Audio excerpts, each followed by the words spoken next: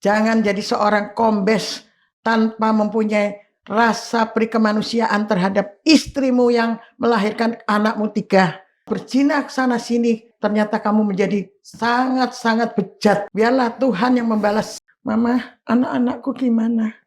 Mereka masih sekolah? Mereka, yang satu ini tidak sekolah, Pak. Dari kelas 3 SD dibiarkan sampai sekarang. Tidak sekolah? Tidak sekolah. Dan, sekarang umurnya sudah 14 tahun. Seharusnya kelas 3 SMP. Saya sangat memohon DPR RI Komisi 3 untuk membantu anak saya Vanessa yang telah dikriminalisasi oleh seorang oknum kombes Agustinus Krismas Trisuryanto, Baintelkam Mabes Polri. Bapak Kapolri, Ibu Kapolri sebagai Ketua Bayangkari untuk turun melihat kasus anak saya, dampingi anak saya, seorang istri kombes yang telah tersolimi, tersakiti. P21 sudah dikeluarkan, dibawa tanpa pendampingan hukum. Sampai detik ini faktanya, sudah lebih dari 1 kali 24 jam Vanessa tidak dikembalikan ke kami. Mereka membawa Vanessa tanpa sepengetahuan kami secara prosedural. Dijawab oleh penyidik dengan santai sekali, seolah itu hal yang biasa. Terserah kami. Mau kami bawa kapanpun, mau pakai apa, yang penting nanti kami sampai aja di sana. Penyidik itu telah mengangkangi KUHP baru, pembuat undang-undang. Karena yang melaporkan adalah seorang perwira menengah aktif di Mabes Polri.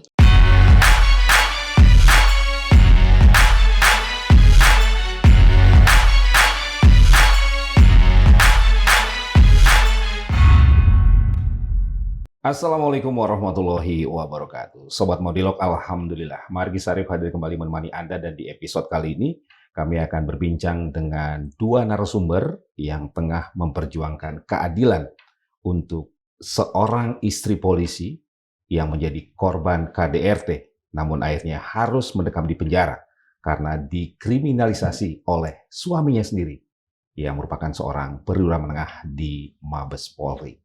Seperti apa peristiwanya dan apa yang terjadi, langsung saja saya sapa 2 narasumber kami. Yang pertama ada Oma Vena, ibunda dari Vanessa, istri polisi ini, dan juga seorang pengacara yang mendampingi korban, yaitu Ibu Tres Priyawati.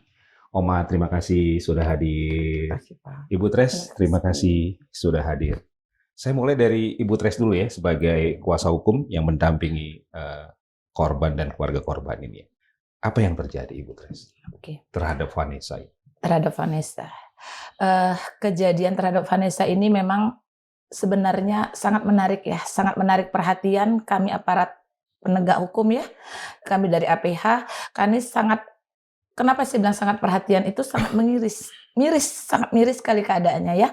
Seperti yang disampaikan bahwa dia tadinya berjuang terhadap haknya gitu loh, atas korban sebagai KDRT, ternyata dia terbalik, dia harus mendekam di penjara dengan sebab yang mungkin dia sendiri tidak mengetahui ya kenapa bisa seperti ini. Oke. Jadi ini sepertinya bermula daripada pernikahan mereka itu terjadi pada tahun 2006. Pada tahun 2006 mereka menikah di gereja. Karena Katolik ya, mereka menikah di Gereja Katedral Jakarta. Nah, itu saat itu menurut keterangan Ibu Vanessa sendiri ya, bahwa dia hanya menikah gereja dan dia tidak pernah dibawa untuk sidang kawin di kantor, sidang perkawinan. Sementara di peraturan Polri itu sendiri kan harus ada izin perkawinan dulu, baru ada nikah gereja ataupun nikah secara negara. Itulah yang terjadi.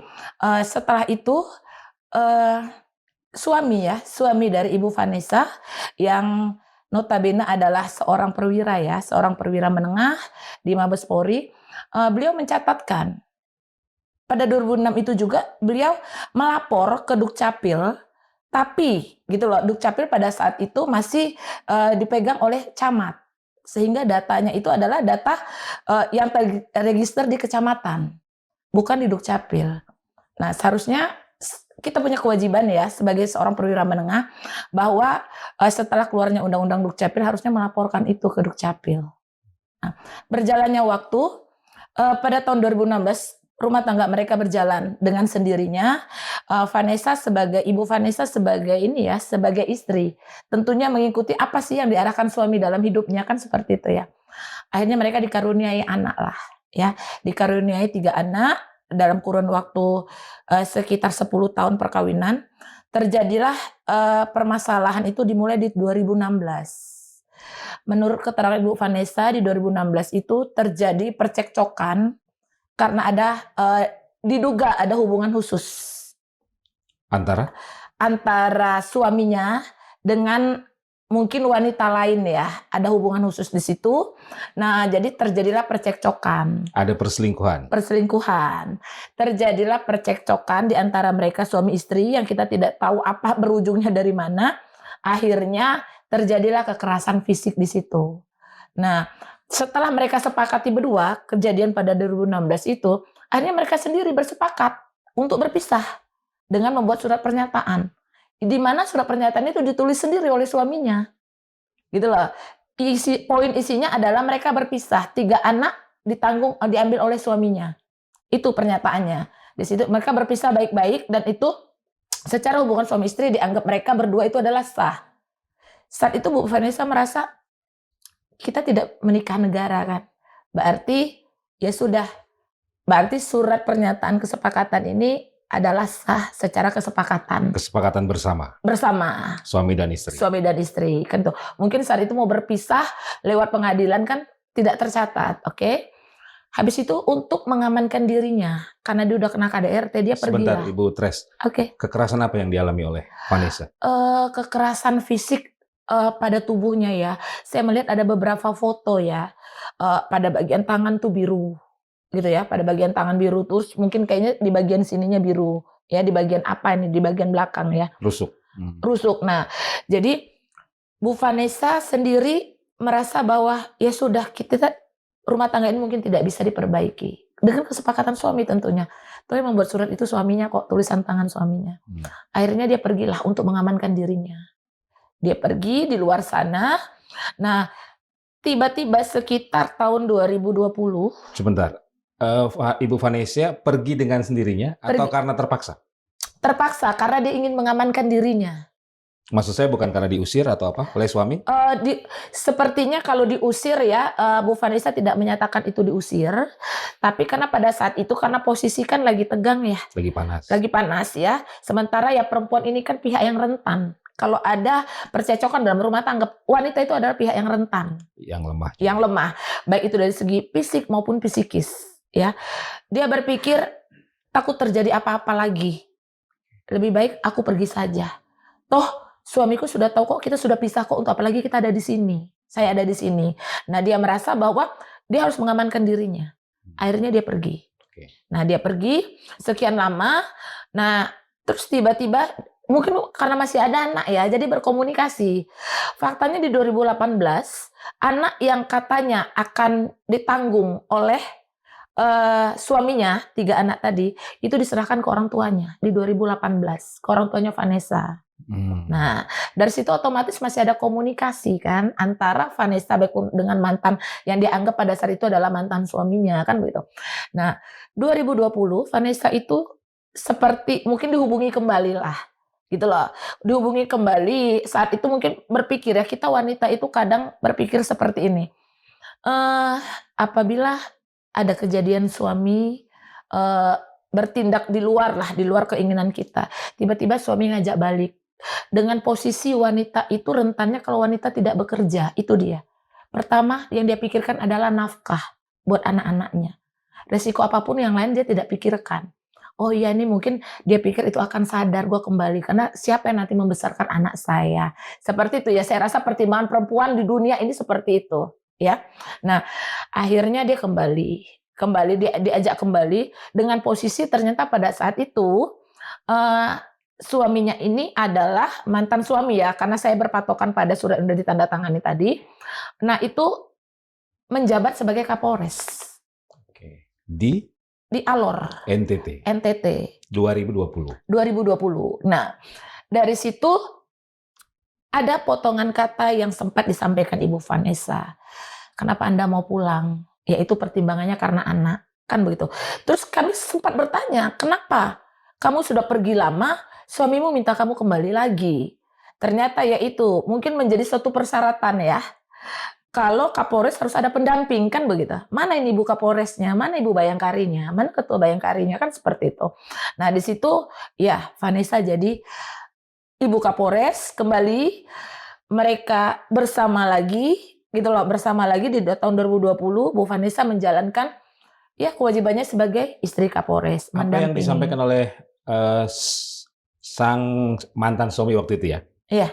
2020. Iya. Apa alasan suami mengajak Vanessa untuk kembali bersama?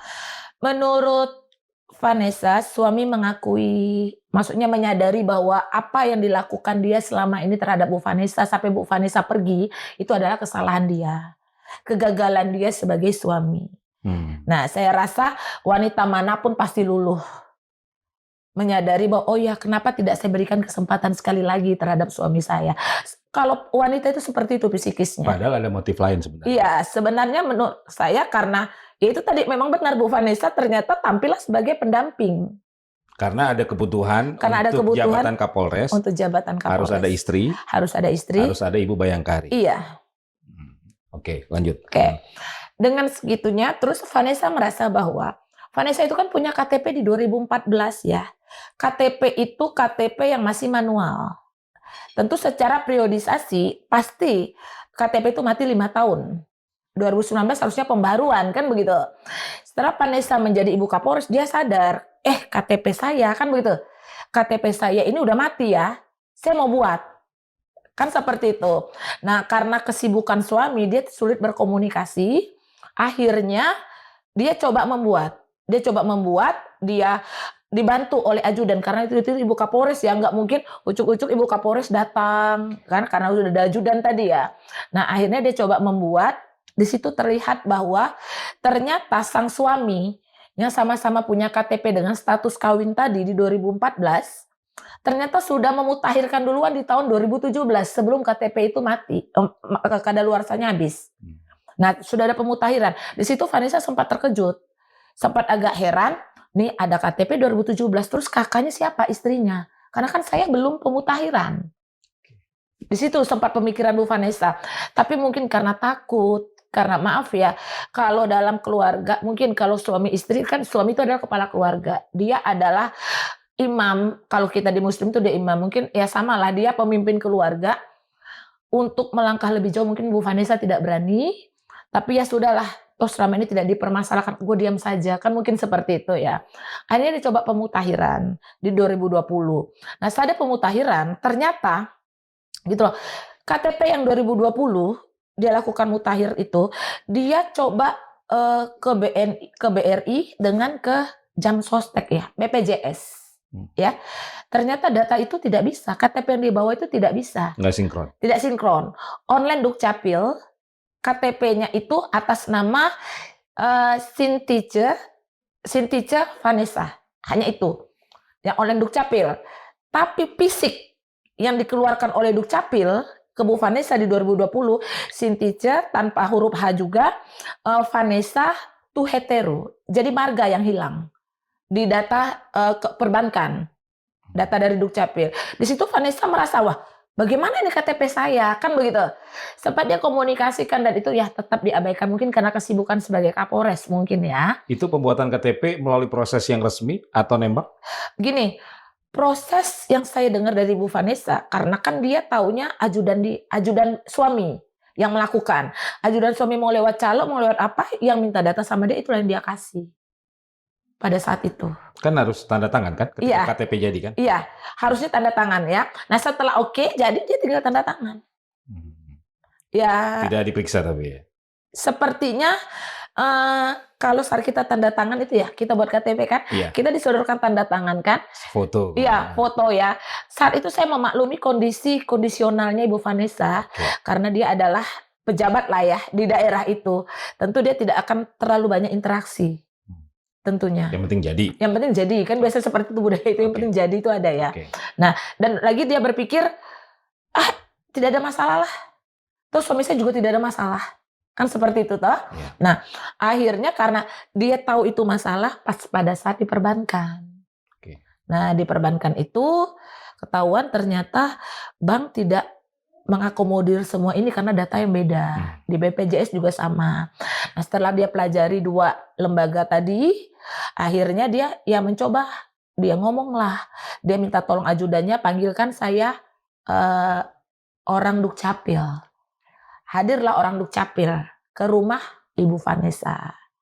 Nah, dia sampaikan, data saya KTP tidak bisa dipakai. Saya minta buatkan KTP saya sesuai akte kelahiran saya. Saya rasa itu permintaan wajar sebagai warga negara. Sesuai data yang resmi. Sesuai data yang resmi. Karena akte kelahiran itu adalah data resmi dari Dukcapil. Nah, akhirnya dia berikan akte dia, kopinya, dibuatkan, posisinya ya karena posisi dia adalah sebagai pejabat, taunya datang aja itu KTP. Kan kalau pemutahiran itu mungkin dengan foto wajah yang sama, kan tidak ada perubahan, hanya perubahan pada data saja. Nah, dia lihat, kok jadi tidak kawin. Tapi nama sudah sama. Nama sudah sama sesuai akte. Tanggal lahir sudah sama. Waktu 2014 dibikin sama suami, itu tanggal nama beda dengan nama tidak ada marga, terus tanggal beda. Status menikah. Status menikah yang waktu di 2014 kan, oke. 2021 pas Bu Vanessa bilang kenapa ini tidak kawin, tapi Bu Vanessa lihat pekerjaannya rumah tangga, gitu loh, pekerjaannya rumah tangga, tapi ini kenapa tidak kawin?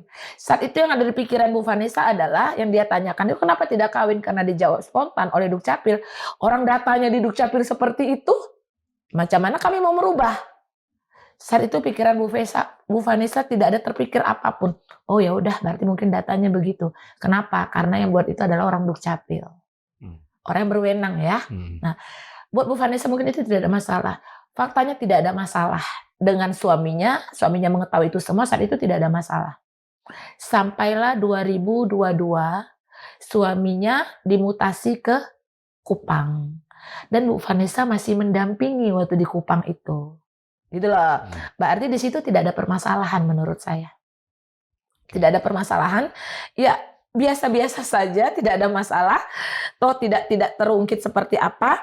Nah, mendampingi, terus pas mendampingi Bu Vanessa 2022 itu katanya ke Bali, bawa anak-anak untuk sekolah di Bali, kan. Pas sampai Bu Vanessa di Bali, ngantar anak-anak, nah disitulah mulai terjadi hal-hal yang aneh. Menurut cerita Ibu Vanessa, datang anggota polisi menemani suami mengambil 3 anak-anak. Mengambil paksa 3 anak-anak. Menurut Bu Vanessa pada saat itu adalah penculikan.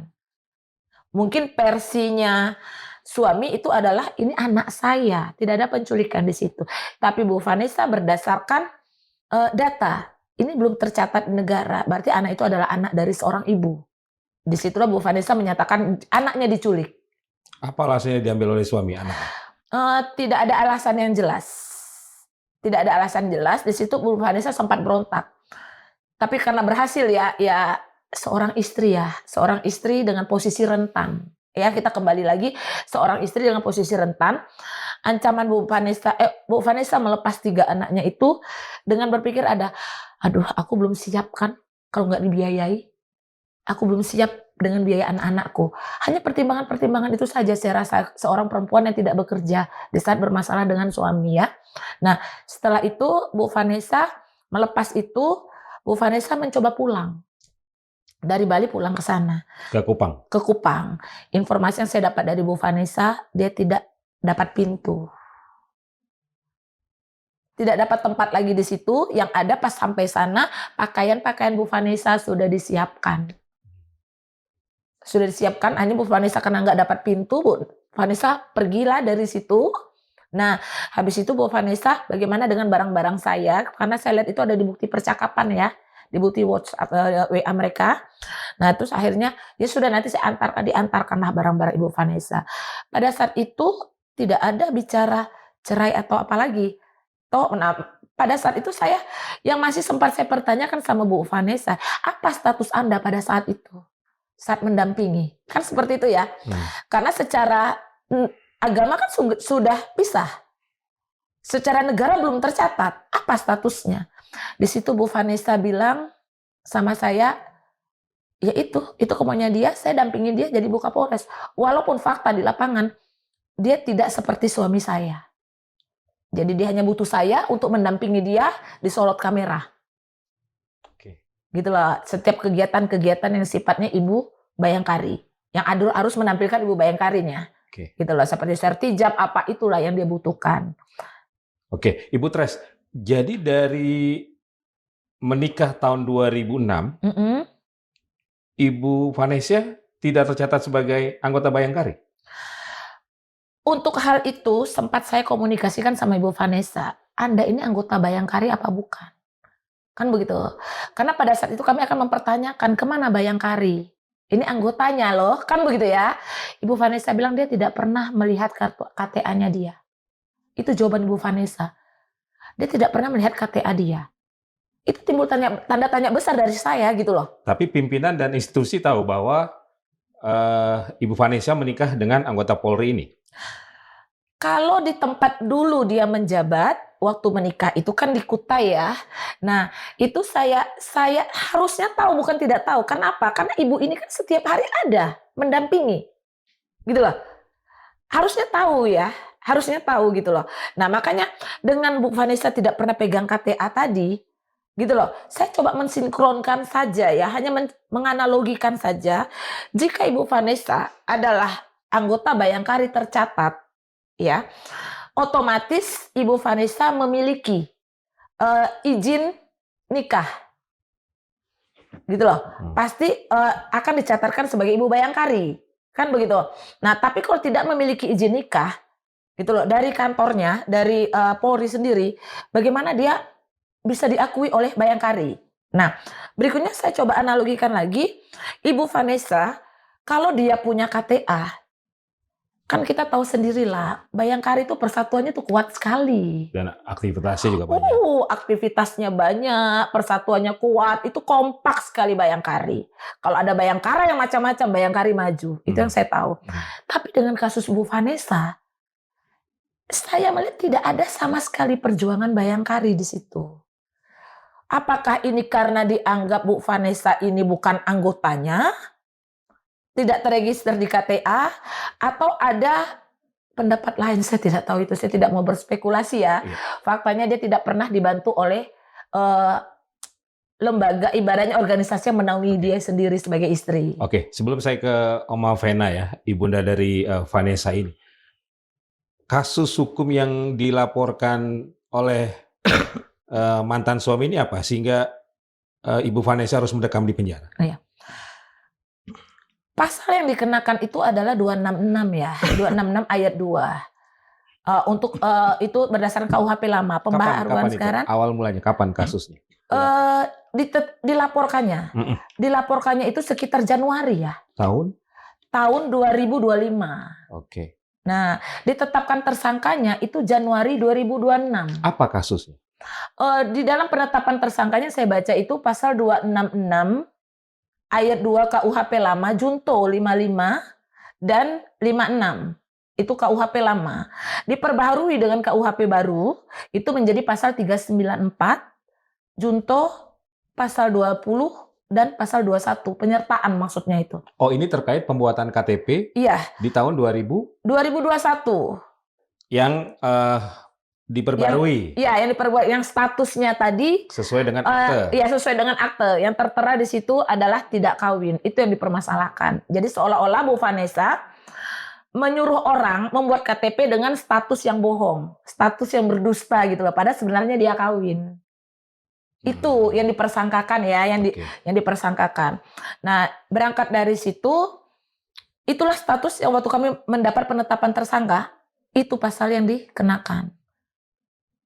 Padahal peristiwanya 2021. 2021. Namun, baru dilaporkan 2025. Baru dilaporkan 2025. Tapi di dalam penetapan tersangka itu tertera telah terjadi tindak pidana 394. Pasal 394 Junto 20, Junto 20 dan 21 KUHP nasional. Gitu loh. Yang terjadi, tindak pidana yang terjadi pada periode 2023 sampai dengan 2025. Itu yang kami tidak tahu. Itu periode tindak pidana apa yang terjadi dengan kurun waktu itu. Kami hanya bisa membaca di penetapan tersangka itu.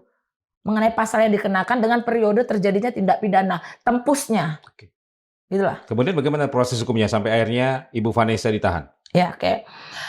Atas dasar penetapan tersangka, beberapa kali penasihat hukum sudah mencoba ya, meminta dilakukan gelar perkara khusus. Gitu kan? Waktu ditahan mencoba mengajukan untuk penangguhan penahanan. Prosesnya bilang begitu saja permohonannya, tidak ada tanggapan apa-apa. Sampailah kami pertanyakan kemarin pada tanggal 1 April. Saat itu kami tanya, apa alat bukti penyidik sehingga bisa menetapkan Bu Vanessa pada pasal 394 pemalsuan tadi dengan junto penyertaan tadi dan pembantuan, apa alat bukti? Penetapan tersangka itu harus ada 2 alat bukti. Minimal 2 alat bukti yang sah. Gitu loh. Yang dimaksud sah itu kan berarti itu relevansi dan itu valid gitu loh, bukan hanya sekedar kita oh ya ini barang bukti ini adalah alat bukti, tidak. Karena barang bukti belum tentu bisa menjadi alat bukti. Nah, ternyata tidak ada jawaban dari penyidik. Kami melakukan audiensi itu tanggal 1 kemarin. 1 April? 1 April dihadiri oleh dirnya sendiri, dir PPA dan PPO, Mabes Polri, dan para penyidik. Kami sudah minta itu. Minta apa alat bukti? Tolong berikan kami alat bukti. Mereka tidak bisa menjawab sama sekali 2 alat bukti yang dimaksud terkait dengan pasal yang ditetapkan. Kami mengajukan, kami minta dilakukan gelar perkara untuk membuat terang, untuk membuat terang bahwa gitu loh, bahwa penetapan tersangka ini harus ada alat bukti minimal 2 alat bukti. Mungkin penyidik lupa, dalam KUHP baru itu kan pembuktian itu bukan seperti KUHP lama.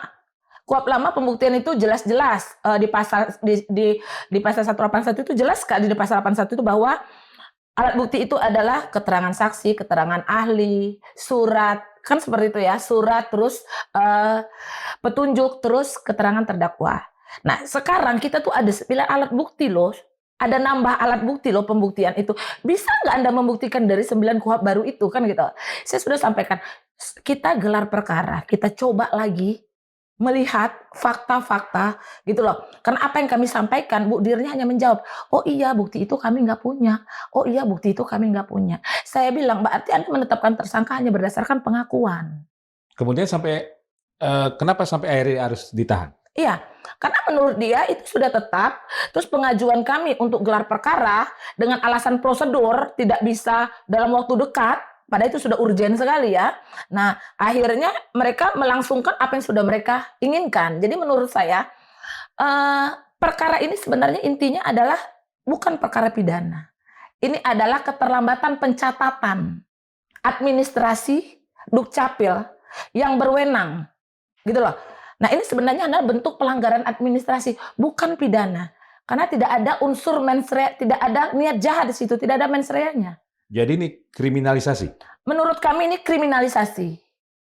Oleh mantan suami terhadap Ibu Vanessa? Sepertinya ke arah sana. Kenapa saya bilang sepertinya ke arah sana? Mungkin saat melapor, pelapor itu kan adalah suami. Saat melapor, mungkin ini saya melaporkan, harusnya kan penyidik yang punya hak dari lidik sampai sidik. Untuk menentukan itu pidana apa bukan, dengan alat bukti yang ada. Nah, jadi menurut kami, lebih tepatnya adalah dikriminalisasi oleh proses hukum yang tidak benar yang dilakukan oleh penyidikan, hasil penyidikan atas laporan mantan suami. Atas laporan mantan suaminya. Oke. Kemudian ditahan tanggal? Ditahan itu 28 Februari. Oke. 12 Februari 2026 baru. Ditahan di Alor? Tidak, ditahan dulu di Mabes Polri. Dengan perpanjangan waktu 20 hari pinjam tahanan jaksa jadi 60 hari, kurang lebih 60 hari. 60 hari harusnya tanggal 12 nanti. Nah, tapi tanggal 7 kemarin, jadi pada saat kami audiens, posisi kesepakatan kami dengan pihak DIR, dihadiri penyidik bahwa 1, DIR akan melakukan proses penangguhan penahanan. Terhadap Vanessa sudah asesmen dan tinggal ditandatangan kabar reskrim. Itu yang dinyatakan Bu DIR. Kedua, dia bersedia untuk dilakukan gelar perkara. Kami disuruh buat administrasi ke Biro Wasidik. Ketiga, mereka berjanji akan melakukan pendampingan terhadap anak Ibu Vanessa yang masih di bawah umur. Nah, itu janji mereka pada tanggal 1. Tanggal 2 ternyata kami melakukan semua prosedur yang mereka maksud. Kami masukkan surat. Tanggal 6 kami follow up. Mereka menyampaikan sudah P21. Kami kaget. Kapan P21-nya? Kita baru ngobrol ya di tanggal 1. Dia bilang tanggal P21-nya di tanggal 2. Tapi tanpa memperlihatkan apapun ke kita. Hanya bilang sudah P21. Kami sangat-sangat kaget sekali. Dia bilang kita akan lakukan tahap 2. Nah sementara dia ngomong seperti itu tanggal 6 mau tahap 2. Lah Ibu Vanessa ini kan belum dilakukan medikal, belum apa. Bagaimana dia mau bawa Bu Vanessa untuk tahap 2 ya? Untuk penyerahan ya. Ternyata setelah kami lihat, kami datang tanggal 7 lagi. Itu kami lapor ke Yanduan Bareskrim.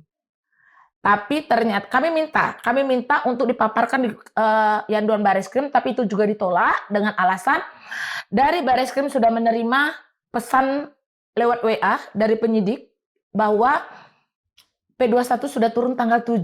Jadi kami di situ bingung. Kemarin tanggal 6 kami tanya, bilangnya tanggal 2 sudah turun.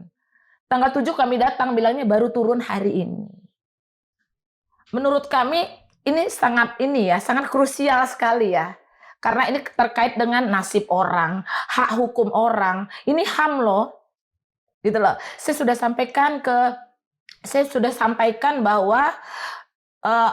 sampaikan bahwa ke Bu Dir begini, Bu Dir, kita coba berpikir di tengah-tengah bahwa gini loh, mereka ini rumah tangga, suami istri, gitu. Yang kita lihat adalah anak.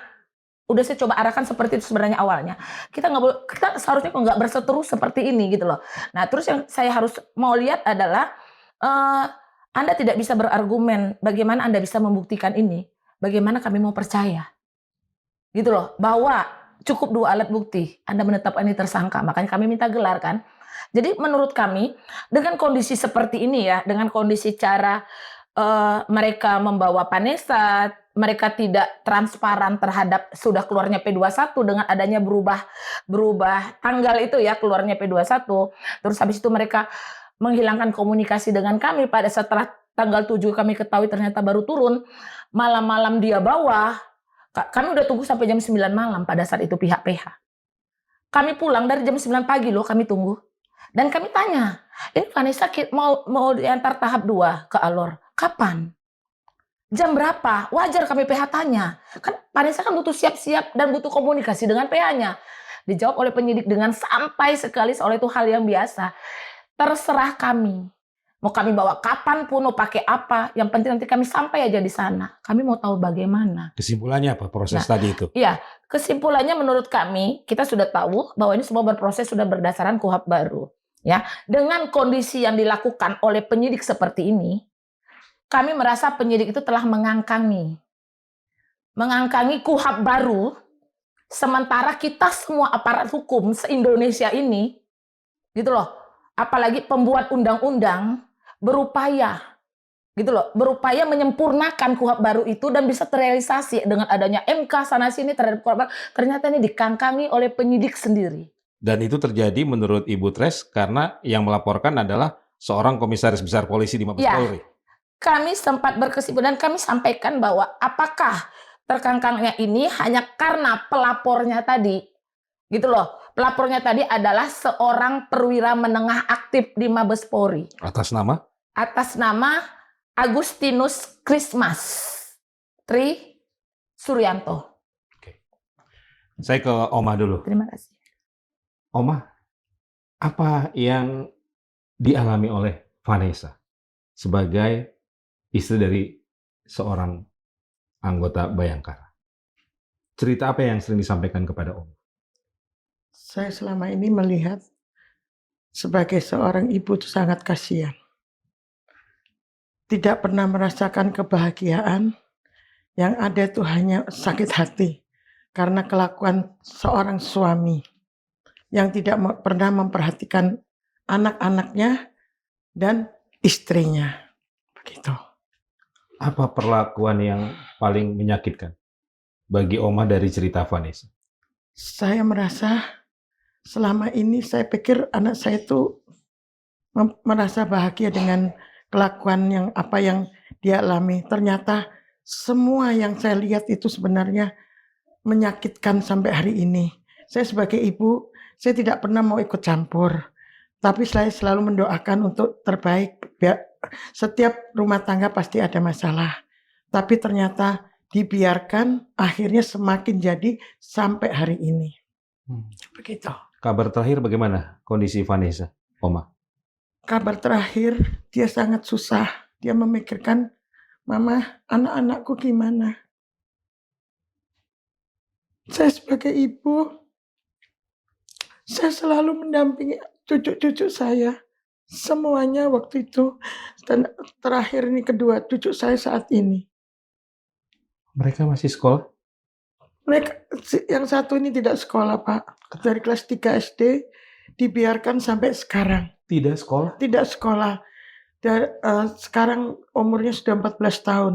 Seharusnya kelas 3 SMP. Kenapa tidak sekolah? Karena setiap kali Vanessa minta kartu keluarga. Ternyata kartu keluarganya itu yang ada barcode sudah tidak ada nama dari ibunya. Sehingga tidak pernah mau diberi sama bapaknya. Dan jawaban selalu dari PH-nya, nanti kalau sudah cerai baru kami kasih. Kamu sudah cerai kan? 2016 kan? Secara agama, Kesepakatan bersama tadi. kesepakatan bersama. Dan mereka memang pernikahannya, perkawinannya tidak pernah didaftarkan ke negara kan? Tidak pernah didaftarkan, tidak pernah dicatatkan. Dicatatkan. Oke. Kemudian selama kasus ini terjadi dari 2016 KDRT, tidak dinafkahi anak-anaknya oleh suami ini? Anaknya seringkali gini, Pak. Kadang sekolah, nanti dalam keadaan aman nggak sekolah, nggak dibayar. Sering terjadi seperti itu dari SD. Dan anak-anak ini menjadi anak yang sebenarnya mempunyai ini yang yang terganggu, Pak. Begitu. Tekanan psikis yang luar biasa ya. Tapi karena mereka nih anak yang baik-baik ya, dan takut sama bapaknya, sehingga mereka tuh dengan keadaan apapun, mereka tuh diam. Begitu. Hubungan anak-anak dengan ayahnya selama ini seperti apa? Ya, tidak pernah, Pak. Biasa, kayak seperti karena mungkin mereka sudah merasakan selama ini selalu jauh ya, Pak. Gitu. Tidak dekat? Tidak dekat. Dan bapaknya juga sepertinya seorang bapak yang tidak mempunyai seorang anak-anak gitu. Jadi tidak ada rasa, oh saya ini seorang bapak, anak-anak saya bagaimana? Tidak pernah itu. Tidak ada perhatian? Tidak ada. Tidak ada kasih sayang? Tidak ada kasih sayang, Pak. Gitu. Oma, terkait pernikahan Kombes Agustinus dengan Vanessa ini, Iya. Bagaimana ceritanya? Kalau tadi mendengar penjelasan Ibu Tres ya, ketika akan menikah, sudah lapor ke institusi tempat Agustinus ini bertugas, ke kepolisian atau bagaimana? Belum. Saya rasa saya belum. Kalau menurut ini kan orang tua harus hadir ya, Pak. Saya merasa saya tidak pernah menghadiri apapun dalam soal urusan untuk mereka nikah. Oh, termasuk Vanessa biasanya kan dipanggil institusi ya? Ya. Ada BP4R gitu kan, ceritanya begitu, Pak. Gitu. Tapi ketika pernikahan digelar di Gereja Katedral Jakarta tahun 2006, ya. Pimpinan dari Agustinus, koleganya hadir? Hadir waktu di gedung resepsi, Pak. Oh, di resepsinya? Resepsi. Berarti pimpinan tahu? Tahu. Kapolresnya waktu itu Bapak Sabto. Dari Kutai Barat. Waktu Kapolres Kutai Barat, ya. Kolega yang lain juga tahu? Semua tahu pasti, Pak. Okay. Karena semua datang. Sejauh yang Oma tahu, Vanessa ini terdaftar sebagai anggota Bayangkari nggak? Selama menjadi suami dari Agustinus ini? Setahu saya, kalau umpamanya dia tidak, saya rasa saya kurang tahu tentang itu. Cuman dia sebagai ibu Bayangkari, dia mempunyai baju Bayangkari dan selalu memakai baju Bayangkari, Pak. Jadi dapat seragam? Dapat seragam. Oma sering melihat Vanessa memakai baju Bayangkari? Ya, dan waktu nikah, kan Ibu Kapolres itu kan menyerahkan. Selalu menyerahkan. Kan menyerahkan ini bahwa sudah masuk seorang menjadi Bayangkari. Gitu. Oke. Tapi Oma tidak mengetahui apakah sudah didaftarkan? Didaftarkan atau belum, saya tidak tahu. Oke. Tapi memang belum dicatatkan Belum di negara. dicatatkan. Iya, belum. Hanya pernikahan secara Iya, agama di gereja tadi. gereja. Oke. Selama kasus ini terjadi yang dialami oleh Vanessa ini, Oma mengalami apa saja dalam proses memperjuangkan keadilan bagi Vanessa? Saya justru sebagai ibu, selama ini saya sudah memperjuangkan dia sebagai suami ya Pak. Seperti anak saya sendiri. Tapi kok tega anak saya dibuat seperti itu. Jadi Oma banyak membantu Agustinus ini juga Ya, untuk karirnya. untuk karirnya. Contohnya apa? Contohnya Oma. kalau dia butuh dana, uang untuk sokok ke siapa, ya kan? Kalau di dalam kepolisian enggak mungkin dong tanpa uang, ya kan? Untuk pejabatan, ya kan? Nah, di situ anak saya pasti, "Oma, Opa, tolong Mas Kris harus gini, harus membayar ini." Suami saya dengan usahanya bagaimanapun usaha untuk anak mantu kami, gitu. Untuk naik pangkat, Ya, untuk dapat jabatan. ya begitu kiranya Pak. Jadi uang itu untuk sekolah apa untuk nyogok? Untuk menyokok Pak. Nanti kalau ada keperluan apa, pasti minta uang apa, nanti ngomong. Yang selalu meminta itu anak saya, Papa tolong.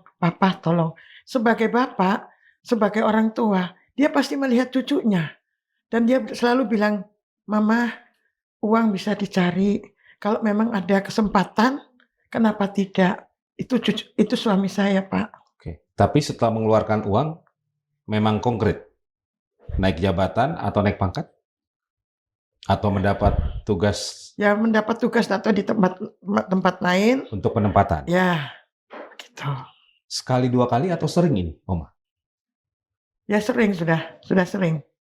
Karena kalau kayak gitu tuh kan harus pindah, pasti ada urusannya ke Mabes atau kemana lah ya. Setahu saya dengar ya Pak. Dan selalu pasti Papa ini, Papa itu atau Opa, itu selalu. Dan semua keperluan dia kalau dia butuh apa, Opa itu yang selalu dengan baik hati menolong. Untuk kedinasan? Untuk dia, Iya. Ya begitu. Sudah habis berapa, Om? Banyak Pak, banyak. Tapi perlakuan yang diterima terhadap anak Oma justru seperti sekarang. Seperti ini. Dan saya tahu persis anak saya itu memperjuangkan dia dari nol Pak. Karena dia datang ke Balikpapan itu dari nol. Anak saya itu dengan susah payahnya setiap kali membela suaminya, walaupun dia dalam keadaan yang tidak enak ya Pak, tapi tidak pernah mengeluh. Karena dia tahu ini demi untuk suaminya. Ternyata apa yang dilakukan suaminya, benar-benar saya merasa kecewa Pak. Anak saya ditelantarkan, cucu-cucu saya tidak jelas saat ini. Itulah keadaan saya. Sampai saya merasa saya sangat-sangat sakit hati. Apa yang saya tanam kebaikan sama dia, inilah air susu dibalas dengan air tuba, Pak. Oke. Anak-anak tahu perlakuan ayah mereka terhadap ibu mereka? Tahu, Pak. Mereka tahu. Tapi mereka merasa mereka harus bagaimana, Pak. Begitu. Itu mereka. Anak-anak Ibu Vanessa ini jujur saya bilang sangat baik dan sangat nurut. Dan mungkin juga karena takut sama bapaknya ya Pak. Gitu. Oke. Tapi anak-anak nggak pernah protes kepada bapaknya, mengapa nggak sekolah? Nggak berani mungkin Pak. Jadi apa-apa tuh diem. Dan yang selalu memperjuangkan anak-anak itu Vanessa. Karena dia selalu yang urus. Kalau seandainya anak ini tidak sekolah, dia cek ini kenapa kok tidak sekolah. Jadi dalam hal ini sebenarnya tuh saya melihat anak saya itu memang benar-benar untuk anak-anaknya berhasil itu benar Pak. Tapi karena mungkin suami ini memang dasarnya sudah, maaf ya Pak, mungkin Bapak tahu sendiri dia tuh seorang laki yang bagaimana, itu aja. Oke. Kapan komunikasi atau pertemuan terakhir anak-anak dengan ayahnya? Setahu saya di tahun 2022, Pak. Yang ini, yang perempuan ya, itu. Yang Oh, waktu sudah lama sekali. lama sekali, Pak. Komunikasi juga tidak? Tidak. Tidak pernah menghubungi Oma juga yang merawat Oh tidak, Pak. anak-anaknya? Jangankan merawat. Uang saya aja dipinjam sampai hari ini saya tidak dikembalikan, Pak. Oh, ada pinjaman juga? Ada, Pak. Ada hutang juga? Ada utang. Di luar yang Oma dan Opa beri? Iya. Jadi uang itu, uang dari suami saya almarhum, mendapat santunan meninggal, disitulah dia pakai. Karena laki ini orangnya memang selalu mau melihat bahwa dirinya tuh nomor 1. Begitu, Pak. Begitu. Oke. Apa ya harapan Oma dari kasus yang sedang dialami oleh anak Oma ini? Harapan saya, Pak, saya ingin Bapak Kapolri mau mendengarkan dan Ibu Kapolri sebagai Ketua Bayangkari untuk turun melihat kasus anak saya. Jangan anak saya dikriminalisasi dengan status yang tidak sesuai dengan apa yang terjadi sama Vanessa. Jangan hanya mendengar di satu pihak dari Kombes, karena kita seorang masyarakat kecil. Saya menghimbau Ibu Kapolri, turun Ibu, dampingi anak saya, menerima bagaimana perasaan anak saya selama ini menjadi ibu, seorang istri Kombes yang telah tersolimi, tersakiti, dan dikriminalisasi. Apa pesan untuk Komisaris Besar Polisi Agustinus Christmas? Statusnya sudah mantan menantu atau bagaimana sekarang? Masih belum jelas, Pak. Oke. Mantan, saya juga belum jelas. Karena manusia Kombes ini orangnya memang tidak jelas. Apa pesan Oma untuk Kombes Agustinus Christmas? Kalau kamu mau nikah, nikahlah. Kalau mau cerai, cerai yang baik-baik. Jangan jadi seorang Kombes tanpa mempunyai rasa perikemanusiaan terhadap istrimu yang melahirkan anakmu 3. Ya, jangan kamu sebagai seorang laki yang seorang banci, yang tidak berani menemui secara pribadi. Kalau memang kamu waktu masuk minta dengan baik-baik dalam keluarga kami. Dan kami menerima apa yang kamu mau. Ternyata saat ini kamu berbuat seperti itu. Biarlah Tuhan yang membalas semua apa yang kamu perbuat bagi saya sebagai Oma. Yang telah selalu kamu minta tolong untuk memelihara anakmu dalam keadaan susah. Walaupun kamu berjinah sana sini, tapi kamu tetap minta tolong. Saya tidak pernah melihat kekuranganmu. Dengan harapan kamu akan menjadi orang yang baik. Ternyata kamu menjadi sangat-sangat bejat. Terima kasih, Oma. Ibu Tres, langkah selanjutnya untuk pendampingan hukum terhadap Ibu Vanessa? Ya, baik. P21 sudah dikeluarkan ya. P21 sudah dikeluarkan dan pada hari yang sama Vanessa dibawa tanpa pendampingan hukum. Ya, tanpa pendampingan hukum. Sebenarnya kami berharap saat penyerahan tahap 2 dari penyidik ke jaksa harusnya menolak. Jaksa harusnya menolak, karena itu adalah hak tersangka yang tercantum di dalam KUHP ya. KUHP baru itu pada pasal 142 itu sudah jelas menyebutkan hak tersangka itu sangat banyak sekali. Salah satunya adalah pendampingan hukum pada proses peradilan. Jadi proses peradilan itu bukan hanya pada saat pemeriksaan, tapi proses peradilan itu termasuk pada saat tahap 2. Gitu lah. Harusnya jaksa menolak. Harusnya jaksa menolak tanpa ada pendampingan. Apalagi kami mendapat informasi bahwa Vanessa tidak mau tanda tangan apapun saat penyerahan itu. Karena dia merasa dia punya PH.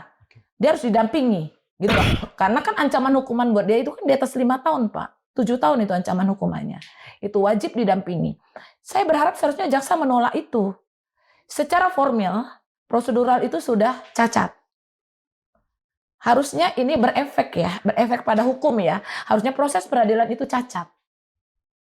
Jangan menunggu kami melakukan prapit atau segala. Jadi jangan dibiasakan satu proses hukum yang sudah disadari cacat, tapi menunggu proses hukum lain. Gitu lah. Nunggu kami menuntut atau nunggu kami menggugat atau apa. Harusnya kalau sudah disadari itu cacat, ya itu cacat demi itu sebenarnya batal demi hukum. Tidak harus kami batalkan dulu, bukan harus dibatalkan karena objeknya cacat, ya harusnya batal demi hukum. Kecuali subjeknya cacat, kami harus membatalkan, kan begitu ya. Tapi ternyata kami tidak tahu sampai detik ini faktanya sudah lebih dari 1 kali 24 jam Vanessa tidak dikembalikan ke kami. Tidak dikembalikan lagi. Nah, kami tidak tahu perkembangan di sana seperti apa. Karena secara resmi kami tidak, maksudnya mereka membawa Vanessa tanpa sepengetahuan kami secara prosedural ya, secara prosedural. Nah, mereka hanya menyampaikan bahwa kondisinya adalah Vanessa sudah di sana, tapi tidak mau tanda tangan. Kami hanya bisa menjawab untuk itu. Kalau dia tidak tanda tangan, dia punya hak untuk itu. Oke, Ibu Tres, ternyata ada kaitan juga dengan penyalahgunaan dokumen pendudukan, tidak hanya yang terjadi terhadap Vanessa, tapi juga terhadap Kombes Agustinus ini. Iya, ada. Ada untuk pengurusan dokumen lain? Ada. Termasuk paspor? Iya, termasuk paspor. Bisa diceritakan? Oke. Di tahun 2022, saat Agustinus bertugas di NTT, dia membuat paspor dengan identitas Agustinus Christmas tanpa ada Tri Suryantonya. Sementara KTA dan akte, KTA Polri-nya dan akte itu ada Tri Suryantonya. Tapi dia buat paspor di Kupang itu tanpa ada Tri Suryanto. Pada tahun berikutnya 2023 buat lagi paspor dengan identitas Agustinus Christmas Tri Suryanto itu di Jakarta. Jadi dalam 2 tahun sudah ada keluar 2 identitas paspor dengan nomor yang berbeda. Di situ. Berikutnya pada saat kebutuhan beliau ingin menggugat Vanessa cerai di tahun 2025, beliau tiba-tiba otodidak, kalau saya bilang itu otodidak ya, karena tidak ada dasar hukumnya. Beliau membuat KK di Jakarta Utara. Sementara KK itu tertera bahwa beliau kepala rumah tangga tapi tidak ada istrinya, status kawin. Jadi di KK itu sudah hilang, tidak ada nama Vanessa. Padahal statusnya masih sebagai istri. Kalau dia menganggap Vanessa itu adalah istri, karena kan komplainnya kan adalah KTP yang tidak kawin tadi. Dia menyebut Vanessa kawin. Tapi menurut saya, seandainya dia membuat KK 2025 tadi dengan tidak kawin, berarti kan dia mengaminkan KTP yang tidak kawin tadi ya di 2021, harusnya seperti itu ya. Nah, ternyata dia mengeluarkan KK juga, mengeluarkan KTP juga. Mengeluarkan KTP juga di 2025 tadi bersama dengan KK. Itu digunakan buat kebutuhan di mana di pengadilan negeri. Pada pengadilan negeri juga karena ada nama yang berbeda ya di paspor tadi kan, di beberapa data ada yang nama beda, ada nama Agustinus Christmas, ada yang Agustinus Christmas Tri Suryanto. Akhirnya dia bikin suatu surat keterangan. Dia bikin satu surat keterangan yang mengeluarkan itu Kelurahan Kelapa Gading Timur.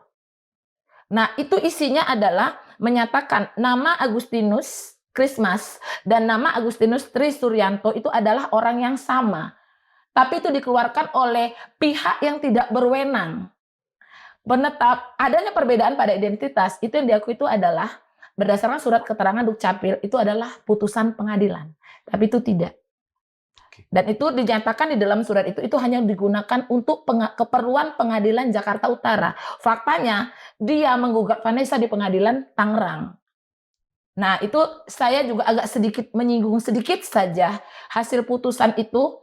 Kenapa bisa lalai dalam administratif, dalam penetapan pengadilan Tangerang ya? Harusnya dia bisa lihat, gitu loh. Adanya perbedaan status tadi, ya, ada perbedaan status pada ID tadi paspor dengan surat keterangan bahwa itu adalah nama yang sama, adalah orang yang sama. Siapa yang tetapkan? Saya rasa seorang hakim tahu lah, itu yang menetapkan adalah pengadilan. Nah, hanya dengan surat keterangan seorang lurah itu dijadikan penetapan hukum. Sementara itu sebenarnya hanya jadi bukti pendukung. Itu yang saya sayangkan. Jadi mungkin langkah kami berikutnya ya, Vanessa sudah ada di sana. tanpa kami tahu persis tanpa ada pendampingan hukum, ya, sama sekali tidak ada pendampingan hukum karena tidak ada prosedur yang nyampai pada kami sebagai PH-nya. Nah, kami saat ini mungkin kami akan melakukan dalam waktu dekat. Kami mohon wakil-wakil kami sebagai rakyat di gedung DPR RI gitu loh, untuk coba membantu kami. Kita coba membuka ruang keadilan ini bagi masyarakat. Komisi 3. Komisi 3 dalam hal ini ya, yang berkaitan dengan hukum, lebih baik kami bermohon sekali Komisi 3 bisa menjadi support kami dalam mencari keadilan untuk masyarakat. Itu yang kami harapkan dalam hal ini. Ada rencana membuat laporan juga ke Propam Polri? Ada rencana kami ke arah sana karena Kompolnas? ada yang berkaitan dengan penyidikan ya. Yang berkaitan dengan penyidikan ini minimal Bapak Kapolri atau Kadif Propam mengetahui bahwa masih banyak di tingkat penyidikan ini gitu loh, yang bekerja mungkin tidak berdasarkan KUHAP dan Perkap atau Perpol yang ada pada mereka sendiri. Dan ini menurut kami sebenarnya proses penyidikan itu kan sudah diatur ya di dalam Polri ya. Sudah diatur baik itu proses dari dari penyelidikan, penyidikan sampai penangkapan, penahanan kan begitu. Sebenarnya sudah diatur gitu loh. Nah, tapi kenapa ini semua seperti tidak ada aturan sama sekali gitu loh. KUHAP dikangkangi, Perkap dilanggar, Perpol dilanggar, terus acuannya apa? Oke. Ibu Tres, terakhir. Ibu memiliki keyakinan bahwa kebenaran akan terungkap dalam kasus Vanessa ini? Saya optimis ya.